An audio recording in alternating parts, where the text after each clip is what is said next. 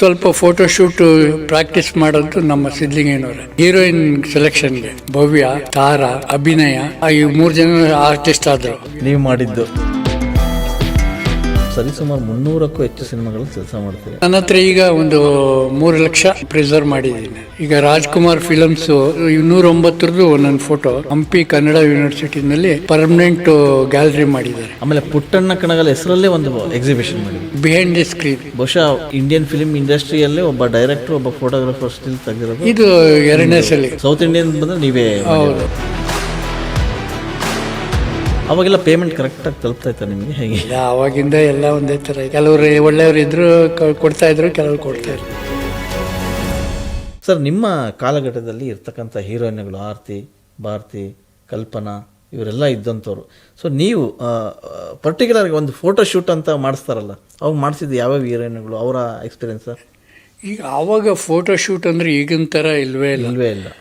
ಹೇಳ್ದಂಗೆ ಅಲ್ಲೇ ಸ್ಪಾಟಲ್ಲಿ ಸೆಟ್ಟಲ್ಲೇ ಮಾಡೋ 4 ಫೋಟೋ ಆರ್ಟಿಸ್ಟ್ ಆಗೋಗಿ ಬರೋರು 4 ಫೋಟೋ ತೆಗೆಸ್ಕೊಳ್ತಾ ಇದ್ರು.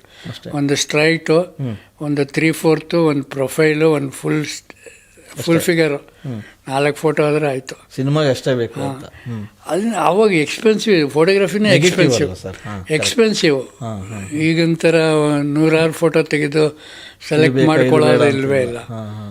ಅದರಲ್ಲಿ ಸ್ವಲ್ಪ ಫೋಟೋ ಶೂಟ್ ಪ್ರಾಕ್ಟೀಸ್ ಮಾಡೋದು ನಮ್ಮ ಸಿದ್ಲಿಂಗಯ್ಯನವ್ರೆ. ಈಗ ಯಾವ ಆ ಥರ ಶುರು ಮಾಡೋದು ಸಿದ್ಲಿಂಗಯ್ಯನೇ ಶುರು ಮಾಡೋದು. ಪ್ರೇಮ ಪರ್ವದಲ್ಲಿ ಅವ್ರ ಮಗನ ಹಾಕೊಂಡು ಮಾಡೋದು. ಆ ಪಿಕ್ಚರ್ಗೆ ಹೀರೋಯಿನ್ ಸೆಲೆಕ್ಷನ್ಗೆ 4 ಜನನ ಕರೆಸ್ತಾರೆ. ಅವ್ರ ಮನೆಯಲ್ಲಿ ಇದೇ ಥರ ಇದು ಮಾಡಿ ಲೈಟ್ಸ್ ಎಲ್ಲ ನಾನು ಹಾಕಿ ಶೂಟ್ ಮಾಡಿ 4 ಜನನ ಕರೆಸ್ತಾರೆ. ಭವ್ಯ, ತಾರಾ, ಅಭಿನಯ ಮತ್ತು ಇನ್ನೊಬ್ಬಳು ಯಾರು, ಅವಳು ಬರಲಿಲ್ಲ. ಇವು 3 ಜನನೂ ಇವು 3 ಜನ ಆರ್ಟಿಸ್ಟ್ ಆದರು. ತಾರಾ, ಭವ್ಯ ಮಾಡಿದ್ದು. ತಾರಾ, ಭವ್ಯ, ಅಭಿನಯ ಅವ್ರಿಗೆ ತೆಗೆಸೋದು. ಅವಾಗ ಅವರು ಏನಂದರೆ ಅವಾಗ ಅವ್ರಿಗೆ ಇದು ಡೈಲಾಗ್ಸ್ ಹೇಳೋರು, ಅದಕ್ಕೆ ಎಕ್ಸ್ಪ್ರೆಷನ್ ಕೊಡಬೇಕು. ಬರೀ ಆಡಿಷನ್ ಥರ ಬರೀ ಇದಲ್ಲ, ಇದ್ರಲ್ಲ ಎಕ್ಸ್ಪ್ರೆಷನ್ಸ್ ಕೊಡಬೇಕು. ಸ್ಮೈಲಿ, ಪ್ಯಾಥಸ್ಸು, ಇದು ಆಲ್ ನವರಸಗಳು ಆ ಥರ ಕೊಟ್ಟು ತೆಗಿತಾ ಇದ್ರು. ಫಸ್ಟು ಅದರಲ್ಲೇ ಆ ಥರ ಫೋಟೋ ಶೂಟ್ ಮಾಡೋದು. ಆ ಸಿನಿಮಾ ಭವ್ಯ ಆಯ್ಕೆ. ಆಮೇಲೆ ಭವ್ಯ, ಅದರಲ್ಲೂ ಅವ್ರಿಗೆ ಇದಿತ್ತು, ಭವ್ಯನ ಹಾಕೊಳ್ಳೋದು, ತಾರ ಹಾಕೊಳ್ಳೋದು ಅಂತೇಳಿ. ಮೆಜಾರಿಟಿ ನಮಗೆಲ್ಲ ಟೆಕ್ನಿಷಿಯನ್, ನಾನು, ನಮ್ಮ ಕ್ಯಾಮ್ರಾಮನ್ ಕಣ್ಣನ್ನು ಅವರೆಲ್ಲ ಇದ್ರು. ನಾವು ಭವ್ಯನ ಪ್ರಿಫರ್ ಮಾಡಿದ್ವಿ ಎಲ್ಲರೂ. ಅವರು ತಾರಾನ ಪ್ರಿಫರ್ ಮಾಡಿದ್ರು. ಮೆಜಾರಿಟಿ ಈ ಕಡೆ ಇದೆಲ್ಲ ಭವ್ಯಕ್ಕೆ ಅವಕಾಶ. ಎಸ್ ಸರ್, ಈ 50 ವರ್ಷದ ಜರ್ನಿಯಲ್ಲಿ ಸರಿಸುಮಾರು 300ಕ್ಕೂ ಹೆಚ್ಚು ಸಿನಿಮಾಗಳು ಕೆಲಸ ಮಾಡ್ತೀರಿ. ಹೆಚ್ಚು ಕಮ್ಮಿ ಒಂದು ಎಷ್ಟು ಲಕ್ಷ ಸರ್ ಇದು ಫೋಟೋ ಇದು ಮಾಡಿದ್ರೆ ನೆಗೆಟಿವ್? ಇದು ನನ್ನ ಹತ್ರ ಈಗ ಒಂದು 3 ಲಕ್ಷ ಪ್ರಿಸರ್ವ್ ಮಾಡಿದ್ದೀನಿ. ಅದರಲ್ಲಿ ನಾ ತೆಗೆದಿದ್ದು ಅಷ್ಟಿದೆ. ಇನ್ನು ಕೆಲವು ನಾನು ತೆಗೆದಿರೋದಲ್ಲ, ಅದನ್ನು ಪ್ರೊಡ್ಯೂಸರ್ಸೇ ನನಗೆ ಕೊಟ್ಬಿಟ್ಟಿದ್ದಾರೆ. ಒಂದೊಂದು ಇವಾಗ ನೋಡಿ, ರಾಮಾಂಜನ ಯುದ್ಧ, ದಶಾವತಾರ, ಮಹಿಷಾಸುರ ಮರ್ದಿನಿ, ಪಾರ್ವತಿ ಕಲ್ಯಾಣ, ಈ ಥರ ಸಿನಿಮಾಗಳಿದೆ. ಪೂರ ನೆಗೆಟಿವ್ಸು ನನಗೆ ಕೊಟ್ಬಿಟ್ಟಿದ್ದಾರೆ. ಅದನ್ನೆಲ್ಲ ನಾನು ಪ್ರಿಸರ್ವ್ ಮಾಡಿದ್ದೀನಿ. ಪ್ರಿಸರ್ವ್ ಮಾಡಿ ಅದರಲ್ಲಿ ಸೆಲೆಕ್ಟಿವ್ ಮಾತ್ರ ಡಿಜಿಟಲೈಸ್ ಕನ್ವರ್ಷನ್ ಮಾಡಿದ್ದೀನಿ.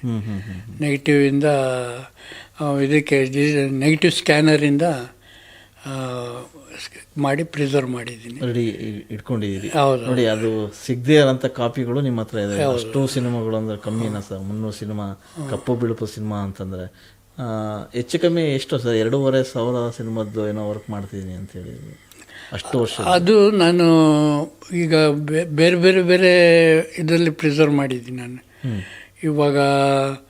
ಈಗ ರಾಜ್ಕುಮಾರ್ ಫಿಲಮ್ಸು 209 ಫಿಲಮ್ ಆ್ಯಕ್ಟ್ ಮಾಡಿದ್ದಾರೆ. ಇವಾಗ 209 ಒಂದೊಂದು ಫೋಟೋ ಇವಾಗ ನಮ್ಮ ಹಂಪಿ ಕನ್ನಡ ಯೂನಿವರ್ಸಿಟಿನಲ್ಲಿ ಪರ್ಮನೆಂಟ್ ಗ್ಯಾಲರಿ ಮಾಡಿದ್ದಾರೆ. ರಾಜ್ಕುಮಾರ್ ಅಧ್ಯಯನ ಪೀಠ ಅಂತೇಳಿ ಅದರಲ್ಲಿ ಪ್ರಿಸರ್ವ್ ಮಾಡಿದ್ದಾರೆ. ಪರ್ಮನೆಂಟ್ ಅದು ಇದು ಹಾಂ ಹಾಂ ಎಕ್ಸಿಬಿಷನ್ ಎಕ್ಸಿಬಿಷನ್ ಯಾವಾಗಲೂ ಇರುತ್ತಲ್ಲ. ಯಾವಾಗಲೂ ಇರುತ್ತೆ. ಅದು ತೊಗೊಂಡೋಗಿದ್ದಾರೆ, ಕೊಟ್ಬಿಟ್ಟಿದ್ದೀನಿ. ಅದು ಯಾವಾಗ ಓಪನ್ ಮಾಡ್ತಾರೆ ಗೊತ್ತಿಲ್ಲ. ಗುಡ್. ಅದೊಂದು ಇದೆ.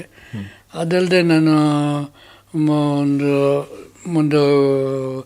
9-10 ಎಕ್ಸಿಬಿಷನ್ಸ್ ಮಾಡಿದ್ದೀರಿ. ಹೌದು.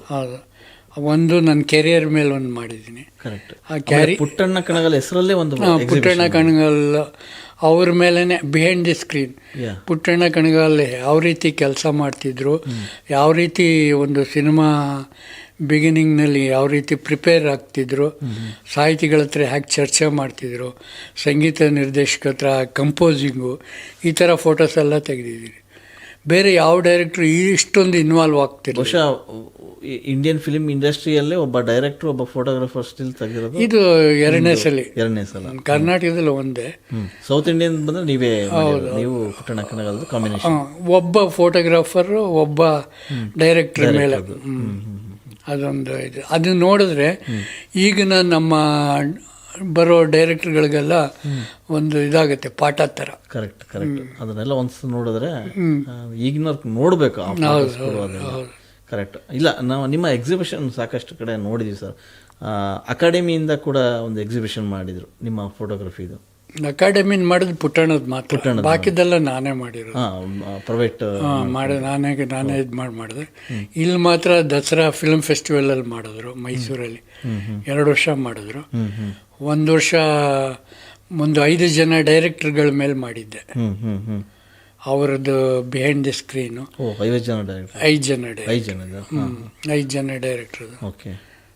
ಆ ಥರ ಇನ್ನೂ ಬೇಕಾದಷ್ಟು ಯೋಜನೆಗಳಿದೆ, ಮಾಡಬೇಕು.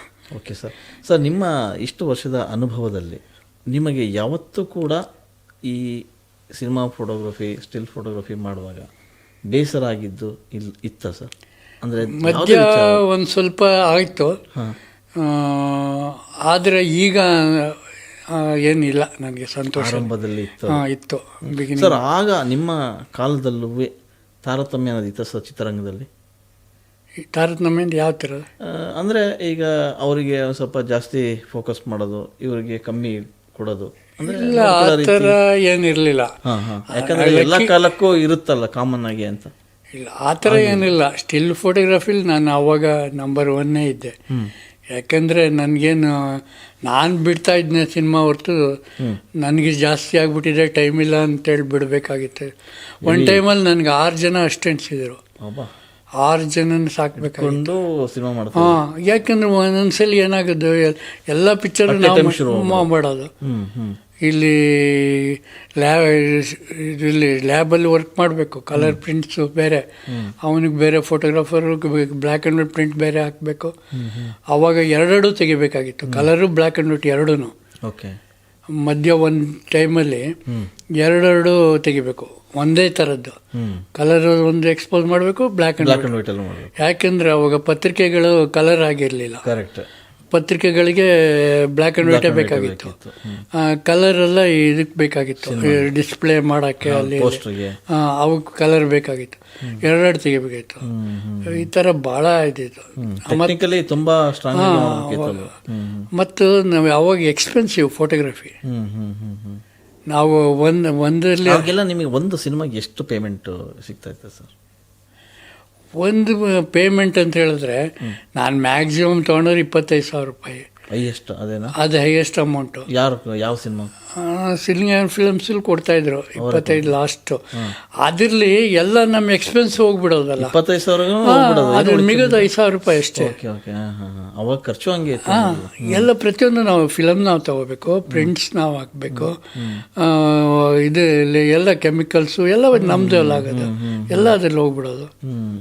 ಕಡೆಯಲ್ಲಿ ಏನಾಗೋದು, ಪ್ರೊಡ್ಯೂಸರ್ಸು ಏನಾಗೋದು, ಅವ್ರು ಲಾಸ್ ಆಗಿಬಿಡೋದು. ನೋಡಪ್ಪ ನಿನಗೆ 15,000 ರೂಪಾಯಿ ಮಾತಾಡಿದ್ದೀವಿ, 12,000 ಕೊಟ್ಟಿದ್ದೀನಿ, 3,000 ಬಿಟ್ಬಿಡಪ್ಪ. 3,000 ರೂಪಾಯಿನೇ ಲಾಭ ನಮಗೆ ಬರೋದು, 12,000 ಕೊಟ್ಟಿರೋದು ನಾವೆಲ್ಲ ಎಕ್ಸ್ಪೆನ್ಸ್ ಆಗಿದೆ. ಅವಾಗೆಲ್ಲ ಪೇಮೆಂಟ್ ಕರೆಕ್ಟಾಗಿ ತಲುಪ್ತಾಯ್ತಾ ನಿಮಗೆ? ಇಲ್ಲ, ಅವಾಗಿಂದ ಎಲ್ಲ ಒಂದೇ ಥರ ಇತ್ತು ಅಲ್ವಾ. ಕೆಲವರು ಒಳ್ಳೆಯವರು ಇದ್ರು ಕೊಡ್ತಾ ಇದ್ರು, ಕೆಲವರು ಕೈ ಎತ್ಬಿಡೋರು. ಸಿನಿಮಾ ಲಾಸು ಅದು ಅವಾಗಲೂ ಲಾಭ ನಷ್ಟ ಎಲ್ಲ ಇತ್ತು ಸರ್? ಇಲ್ಲ, ಇತ್ತು, ಇದ್ದೇ ಇತ್ತಲ್ಲ.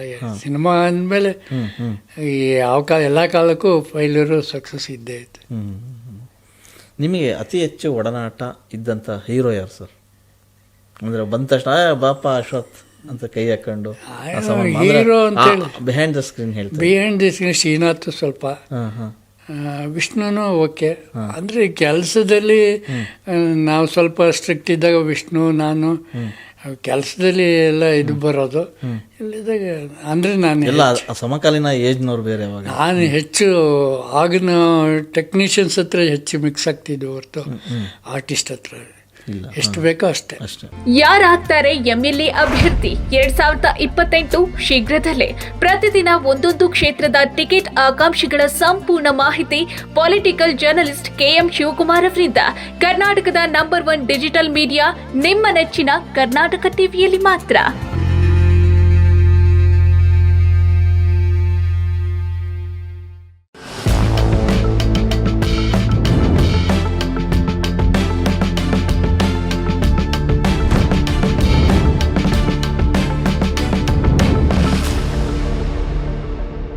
ನೀವು ಸಣ್ಣ ಆಗಬೇಕಲ್ವಾ? ಅದು ಒಂದು ಉತ್ತಮ ಆಹಾರದಿಂದ ಸಣ್ಣ ಆಗಬೇಕಲ್ವಾ? ಪ್ರತಿದಿನ ನಮ್ಮ ಜೀನಿ ಸ್ಲಿಮ್ನ ಯೂಸ್ ಮಾಡಿ ಯಾವುದೇ ಸೈಡ್ ಎಫೆಕ್ಟ್ ಇಲ್ದಂಗೆ ನೀವು ಸಣ್ಣ ಆಗ್ತೀರಾ.